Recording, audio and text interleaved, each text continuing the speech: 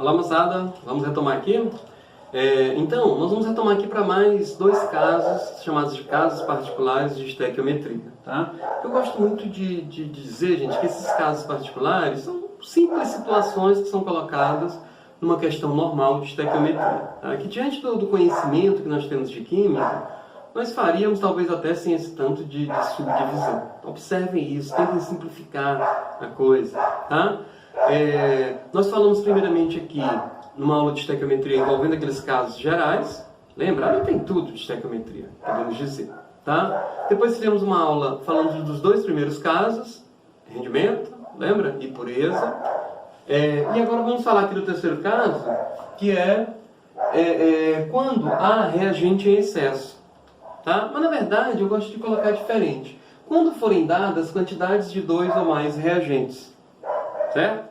Porque o detalhe é o seguinte, toda vez que uma questão te der quantidade de dois ou mais reagentes, tu tens por obrigação verificar se tem alguém em excesso. Tá? Ou em outras palavras, tu tens a obrigação de verificar se aquelas quantidades dadas estão na proporção correta. Se estiverem, todas as substâncias serão consumidas, não vai sobrar nem faltar ninguém.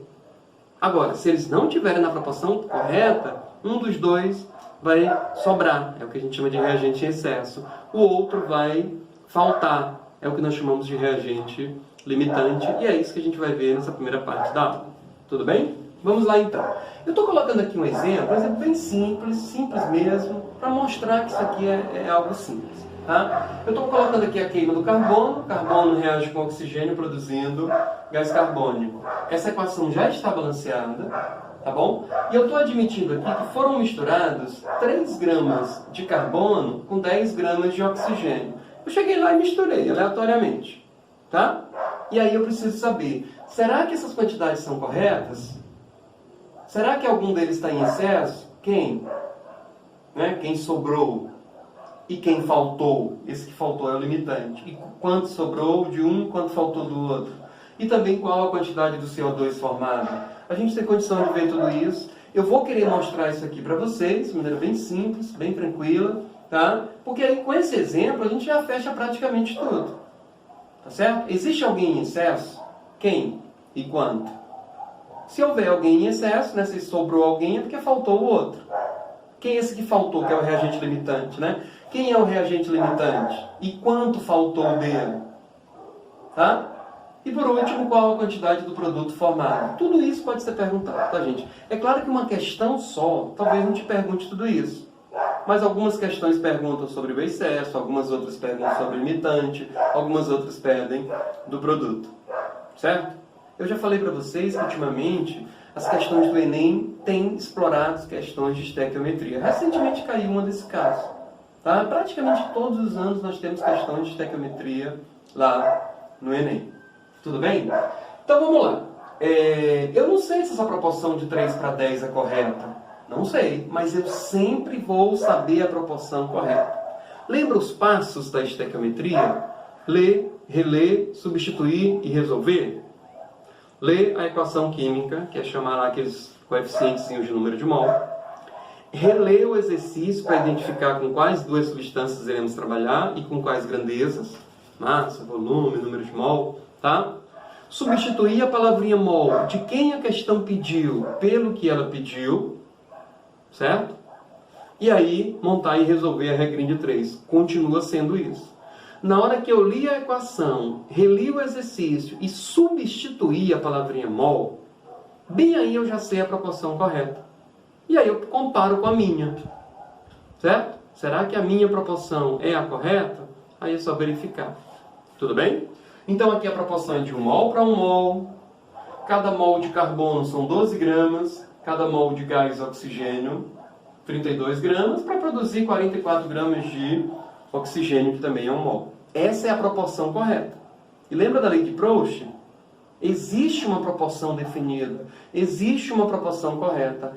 Numa reação química, essas substâncias só reagem naquela proporção definida. Aquela proporção é constante. Então, eu botei 3 para 10 aí de qualquer jeito. Não sei. Vamos ver agora. Tá bom? Então vamos lá. Será que 3 está 3 gramas de carbono, vai consumir aqui 10 gramas de oxigênio? Será que 3 para 10 está correto? Não sei, mas eu tenho como testar, tá, gente? Olha, se 12 gramas de carbono está para 32 gramas de oxigênio, então esses 3 gramas vão estar para X. Perceberam o que eu estou fazendo? Eu escolhi uma dessas duas massas para testar. Eu estou calculando a outra. Tá? Rogério, mas por que tu escolheste os 3 gramas de carbono? Por que tu não escolheste os 10 gramas de oxigênio? Fica a critério de quem está resolvendo. Gente, escolha um dos dois valores, põe lá e testa. E depois compara com o outro. Tá? Se esse x que nós encontrarmos aqui for exatamente igual a 10, nós concluiremos que a quantidade de oxigênio está certinha, não vai sobrar nem faltar ninguém. Certo? Agora, se o meu x for um valor menor do que 10, menor, tá? 8, por exemplo. Eu preciso de 8 gramas de carbono, só que a questão utilizou 10. Então usou demais. Vai sobrar oxigênio, né? Vai sobrar oxigênio. Se eu tenho 10 gramas de oxigênio e só preciso de 8, sobrarão 2. Aí, nesse caso, quem está em excesso é o oxigênio. E a terceira possibilidade seria esse x ser um valor maior do que 10. 10, né? 12, por exemplo. 12. Eu precisaria de 12, mas só tenho 10. Conclusão, tem pouco oxigênio. Se tem pouco oxigênio, ele vai faltar. Se vai faltar oxigênio, então vai sobrar carbono. Quem estaria em excesso seria o carbono. Entenderam? Agora, em qual das 3 possibilidades isso aqui se enquadra? Aí nós vamos calcular e ver. Tá? Mas como é que eu vou saber, Rogério? Se vai faltar, se vai sobrar ou se está certo? Tu só vai saber fazendo. Vai lá, faz teu cálculo e compara. Tudo bem? Se 12 está para 32, obviamente 3 vai estar para x. Como é que nós dividimos por 4, né? Esse x vai ser igual a 8 gramas de oxigênio. Agora raciocina aqui comigo. Que massa é essa de oxigênio? É a massa de oxigênio que eu preciso para consumir completamente os 3 gramas de carbono. Preciso de 8 gramas. A questão diz que está usando 10. Conclusão, foi muito. Vai sobrar oxigênio. Sobrar, né? Vai sobrar, tem demais, tem em excesso. É esse que é o reagente em excesso, é o que sobra. Tá? Vai ter um resto dele no final. Coloquei 10 gramas, 8 gramas serão consumidos, os outros 2 gramas sobrarão. Tá certo? Quem é o reagente em excesso? É o oxigênio. Quanto sobrou? 2 gramas. Eu tinha 10 gramas de oxigênio. Foi o tanto que a questão pôs. Só que eu fiz meus cálculos e verifiquei que só serão consumidos 8. Se eu tenho 10 e serão consumidos 8, sobrarão 2. Portanto, já fiz a primeira parte da questão. Qual é o reagente em excesso? É o oxigênio. Gente, excesso é o que sobra, é o resto. Às vezes a gente até é redundante com isso, né? Quanto sobrou do excesso?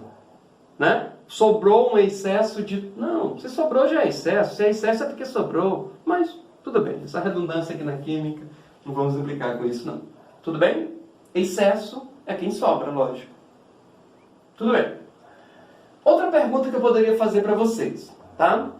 Eu já descobri que sobrou oxigênio. Sabe por que sobra oxigênio? Porque acaba carbono.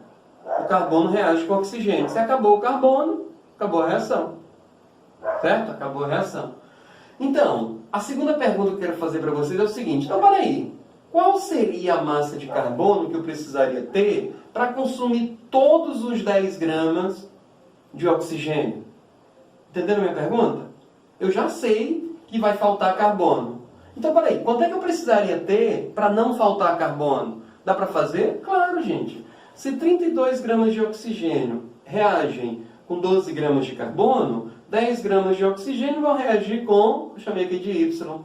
Quando eu fizer produto dos meios igual aos extremos, isso aqui vai dar 3,75. Certo? O que são esses 3,75 gramas de carbono? Isso aqui é a massa de carbono que eu precisaria ter para consumir todo o oxigênio. vem aqui, eu tenho 3,75 gramas de carbono? Não, eu tenho apenas 3. Ah, então vai faltar carbono. Faltou. Tá aqui, ó. Ele é o reagente limitante. É ele quem limita, é ele quem faz a reação parar. Tá? Então, eu precisaria ter 3,75 gramas. Só tenho 3. Conclusão, faltaram, ou faltou, né? 0,75 gramas de carbono. Portanto, o carbono é o reagente limitante. Entenderam? Limitante é o que falta. Reagente em excesso é o que sobra.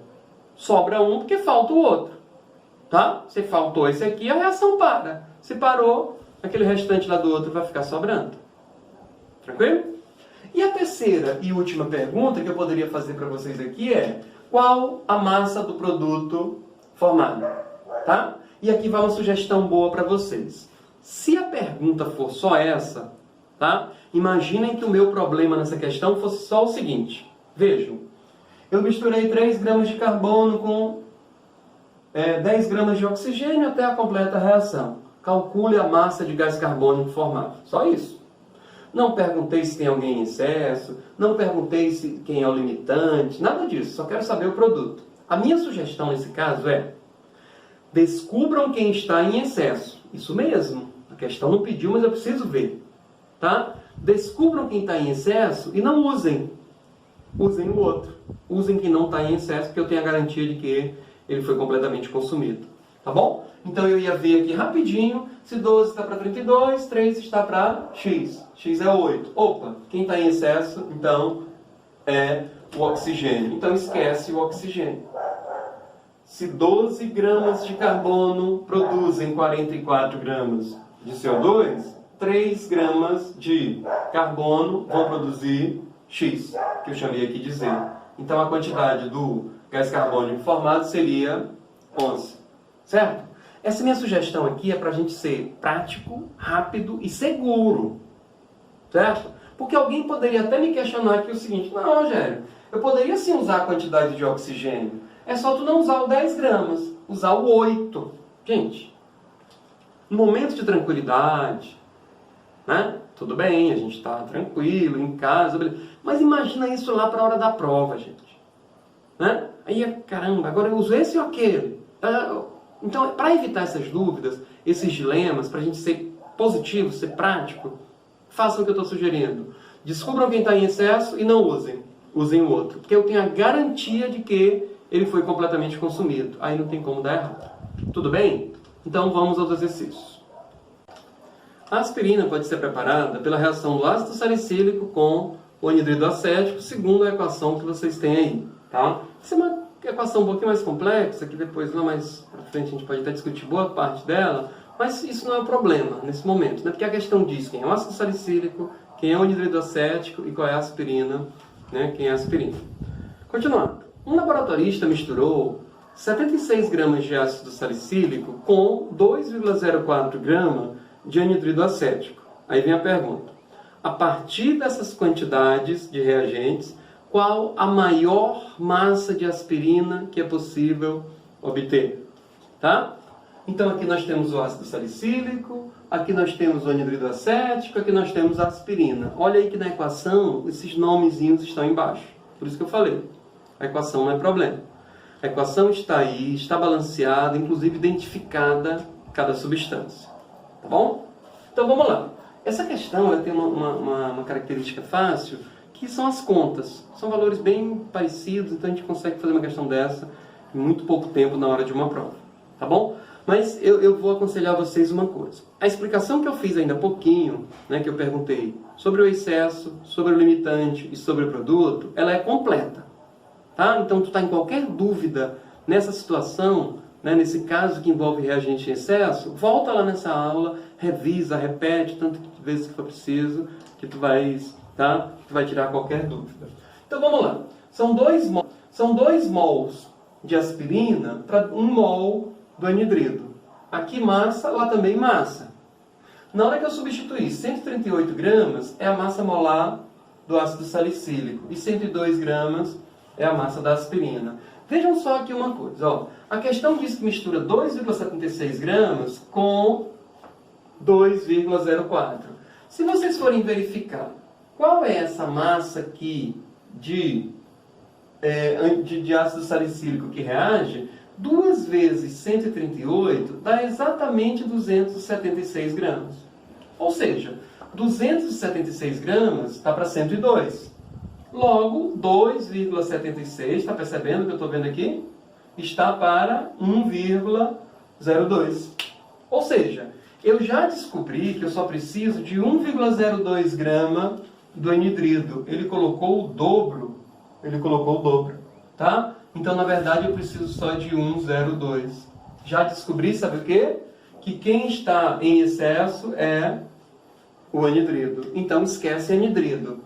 Nós vamos trabalhar relacionando o ácido salicílico com a aspirina. Se 276 está aqui para 360, 2,76 está para X. São 2 mols aqui para 2 mols lá. Aqui a massa molar é 138, 2 vezes 138.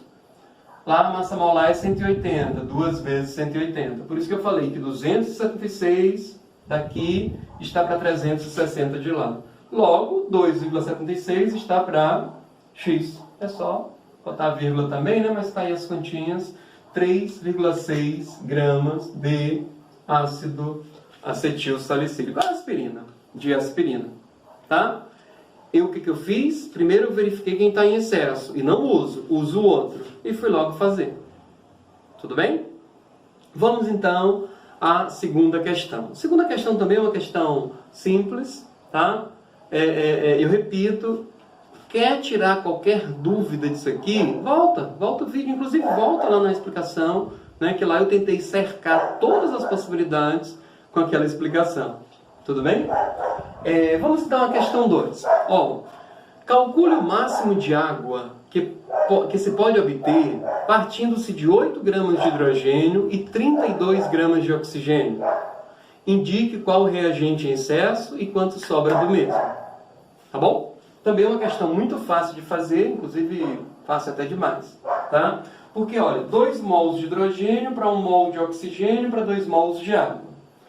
Qual é a massa de 1 mol de H2? 2 gramas. 2 vezes 2, 4.